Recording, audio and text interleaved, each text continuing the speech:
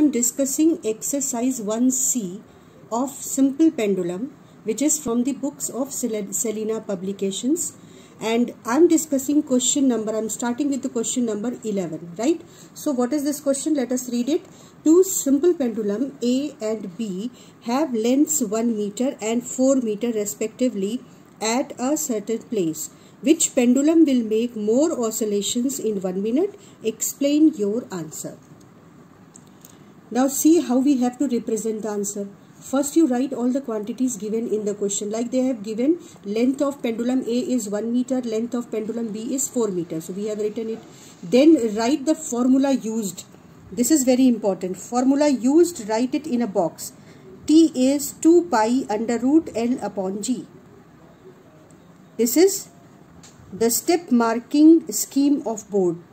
That 1 mark is for formula and 1 mark is substituting the values correctly. So T is 2 pi under root L upon G. Now for A, L is 1, for B, L is 4.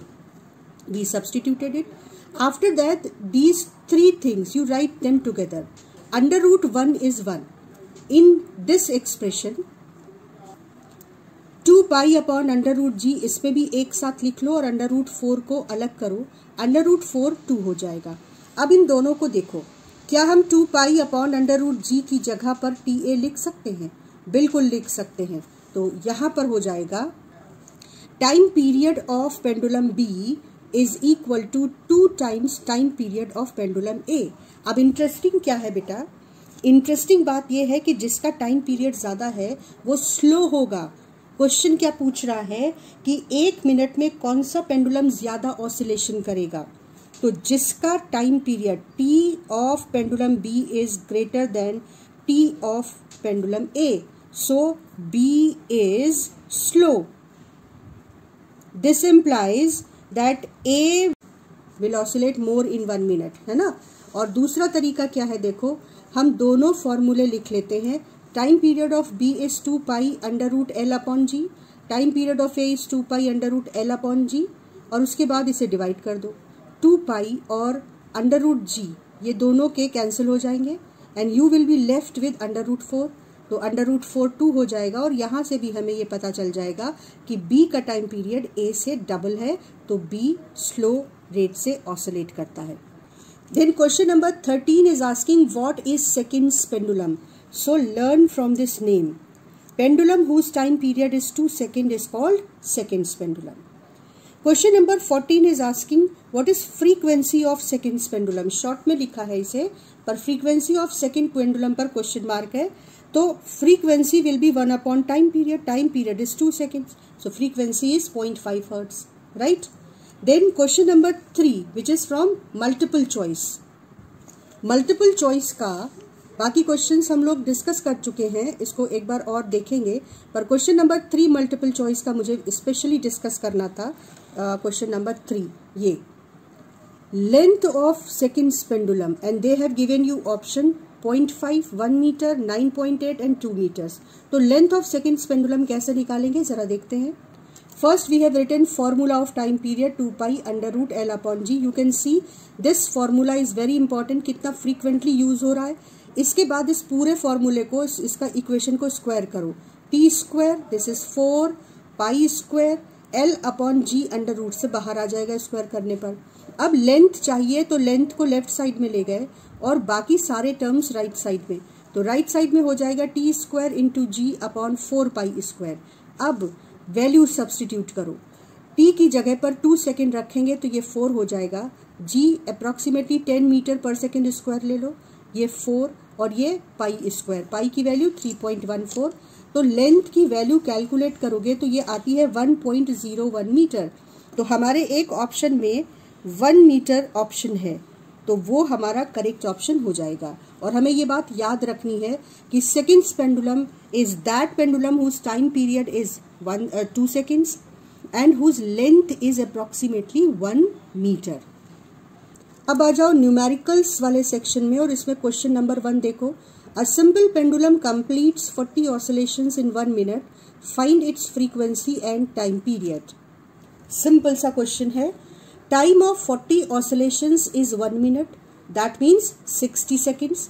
So time of one oscillation will be 60 upon 40, that is 1.5 seconds.